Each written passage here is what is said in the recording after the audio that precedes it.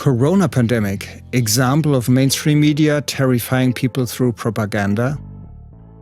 The coronavirus pandemic, proclaimed by the World Health Organization, is now affecting the lives of people all over the world. There are confinement restrictions, shops had to be closed, kindergartens like the one behind me are closed.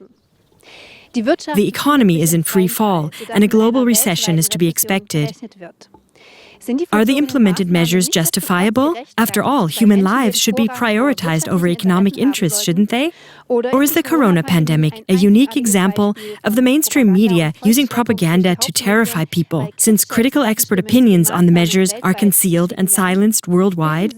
Form your own opinion on this. The German magazine Blauer Bote has collected the opinions of more than 75 experts on the coronavirus from all over the world. Here, KLA TV publishes a small selection of these. The complete collection of expert opinions can be found under the link below our broadcast. Professor Klaus Puschel, forensic physician and head of the Hamburg Department of Forensic Medicine, Germany. This virus influences our lives in a completely excessive way. This is not related to the danger posed by the virus, and the astronomical economic damage now being done is not proportionate to the danger posed by the virus. I'm convinced that corona mortality will not even peak to the annual mortality rate. In Hamburg, not a single person who was not previously ill has died due to the virus.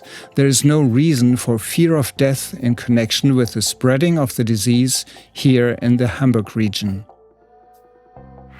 Professor Martin Haditsch, specialist in microbiology, virology, and infectious diseases, epidemiology, Austria. After a long period of reflection, I turn to the remaining people gifted with common sense. And despite possible hostilities, shitstorms or stigmatization, I do not want to be deprived of the right to critically question comments by journalists, so-called experts, as well as decisions of people with political responsibility. The percentage of serious cases and death rates is overestimated by a factor of 10. Anyone who wrongly judges the current procedure to be appropriate would probably have to question this over and over again, with the same consequence every year during the influenza season on the occasion of the annual influenza data. Professor Eran Ben-David and Professor Jay Bhattacharya, professors of medicine at the Stanford University, USA. The fear of COVID-19 is based on a high estimated fatality rate. 2 to 4% of people with confirmed COVID-19 have died, according to the World Health Organization and other organizations. We believe that this estimate is deeply flawed. If the number of actual infections is much greater than the number of cases, orders of magnitude greater, then the actual case fatality rate is much lower. That's not only plausible, but from what we know so far, it's a likely scenario. Professor John Oxford from the Queen Mary University, London, Great Britain. World-leading virologist and influenza specialist. Personally, I would say the best advice is to spend less time watching TV news, which is sensational and not very good. Personally, I view this COVID outbreak as being similar to a bad winter influenza epidemic.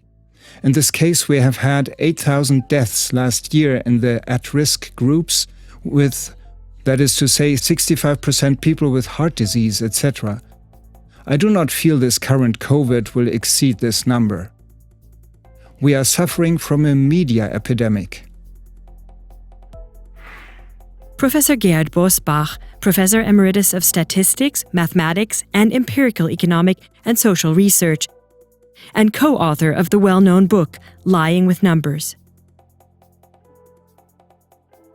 First of all, with the tripling of the tests, there was also a little more than a tripling of those who tested positive.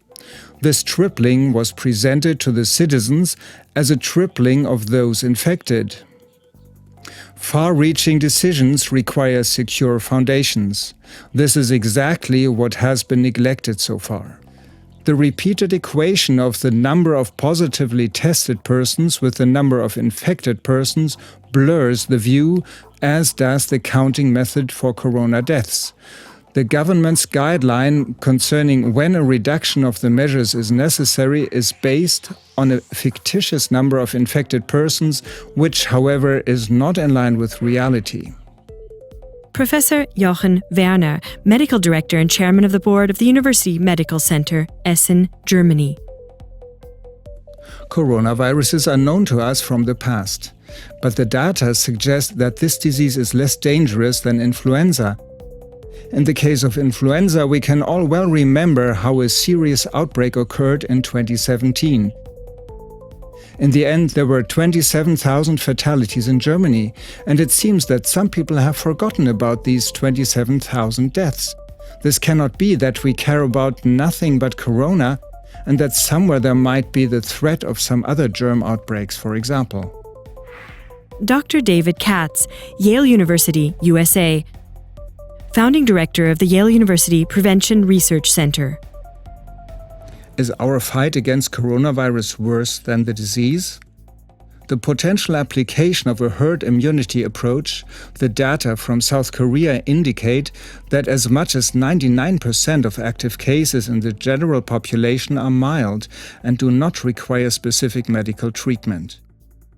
The deaths have been mainly clustered among the elderly, those with significant chronic illnesses such as diabetes and heart disease, and those in both groups. This is not true of infectious scourges such as influenza. The flu hits the elderly and chronically ill people hard too, but it also kills children. Professor Peter Götzsche, medical researcher and professor at the University of Copenhagen. Corona, an epidemic of mass panic. The WHO estimates that an influenza season kills about 500,000 people, or about 50 times more than those who have died so far during more than 3 months of the coronavirus epidemic. No such draconian measures were applied during the 2009 influenza pandemic, and they obviously cannot be applied every winter, which is all year round, as it is always winter somewhere. We cannot close down the whole world permanently. Professor Michael Mayen, Professor for Communication Science at the LMU, Munich, Germany. A journalism that only parrots public announcements without criticism is coming to an end. Reading the newspaper is quick these days, 2 minutes, like in the GDR. Turn the pages once and you know that the government opinion has not changed and the media logic has not changed either. Actually, I've already said all there is to say about that. I wrote last week about how journalism and politics have rocked each other up on the imperative of attention and thereby created a reality that cannot be discussed openly on the street between 3 people. This is the death of the public sphere which cannot be revived online. Jonathan Sumption, former judge of the British Supreme Court. It's usually because people willingly surrender their freedom in return for protection against some external threat. And the threat is usually a real threat, but usually exaggerated. That's what I fear we are seeing now. And anyone who has studied history will recognize here the classic symptoms of collective hysteria. Hysteria is infectious. Whether the cure may be worse than the disease? Professor Joel Kettner, University of Manitoba, Canada. First, I want to say that in 30 years of public health medicine, I have never seen anything like this, anything anywhere near like this. I'm not talking about the pandemic, because I've seen 30 of them, one every year. It's called influenza. And other respiratory illness viruses, we don't always know what they are. But I've never seen this reaction, and I'm trying to understand why. Pressure that is being put on public health doctors and public health leaders. And that pressure is coming from various places. The first place it came from was the Director General of the World Health Organization, WHO, when he said, "This is a grave threat and a public enemy number 1. I have never heard a Director General of the WHO use terms like that.